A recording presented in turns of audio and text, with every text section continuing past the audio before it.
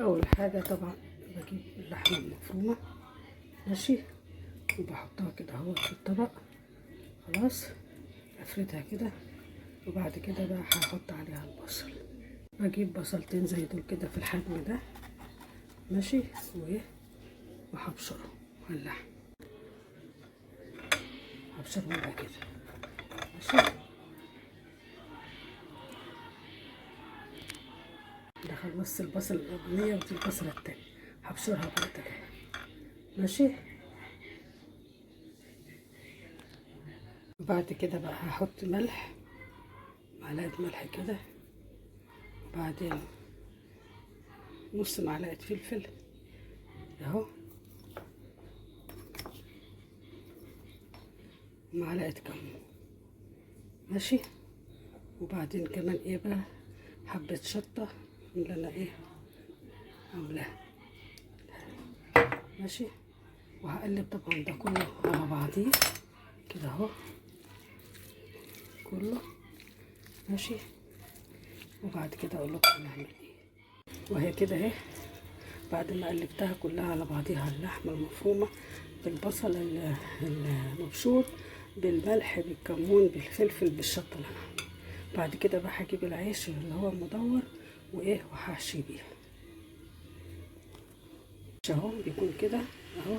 وهقعد بقى ايه اقص الحرف بتاعه كده، ماشي كده، عشان اعرف احشيه منه اهو. كله بقى هقصه كده، ماشي اهو كده.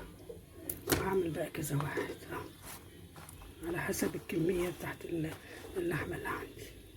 هبدأ بقى ايه احشي، اخد بقى كده اهوت واحشي العيش اللي انا فتحته، ماشي اهو العيش اهوت. وبعدين انا بقى هبدأ احشي وافردها بقى كده، ماشي. افردها في الرغيف كله بالطريقة دي، هيبقى كده اهو، شايفين انا محشي كده اهو، ماشي. مليته كله للاخر اهو.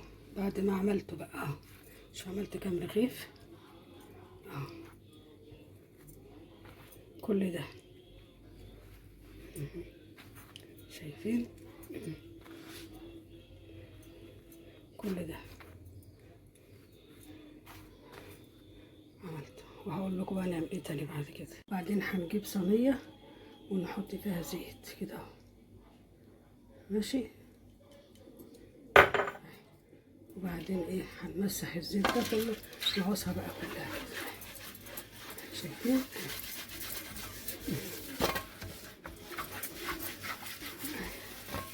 نبطنها كلها بالزيت كده.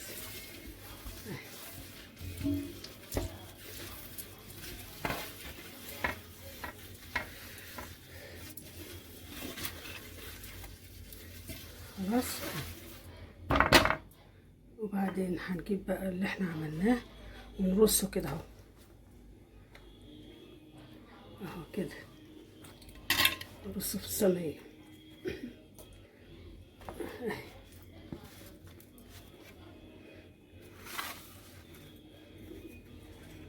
اهو كده، ماشي. وهقول لكم نعمل ايه تاني بعد كده. بعدين هنجيب كوبايه زبادي، نحط عليها معلقه عسل، عسل اللي هو الاحمر ده، ونحط عليها كمان شطه كده اهوت، ماشي. ونحط عليها ملح، نحط عليها كمان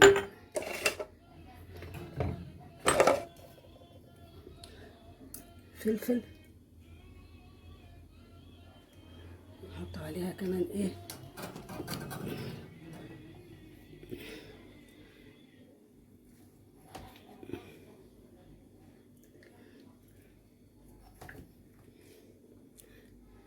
كمون اهو، خلاص. وطبعا هنقلب كل ده ببعضيه كده، الزبادي اهوت مع العسل مع الكمون مع الفلفل مع الشطه كله، هنقلبه كله، ماشي كده اهو.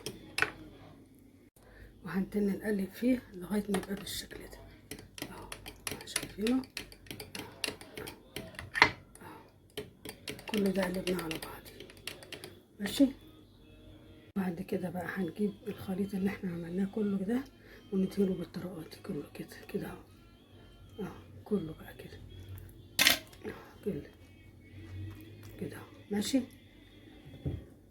ودي تعتبر بقى اخر خطوة قبل ما نحطه في الفرن. اهي نجيب سمنة بلدي اهيت، سمنة بلدي اهي، ونحطها ونغصها كده، نحط على العيش كده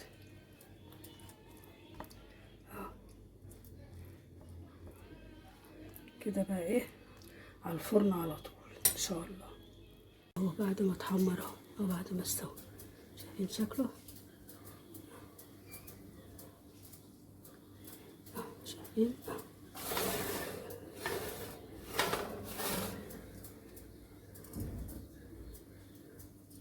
بعد ما طلعته من الفرن شايفين منظره، شايفين شكله عامل ازاي، شايفين شايفين الهنا والشفا للي هياكله.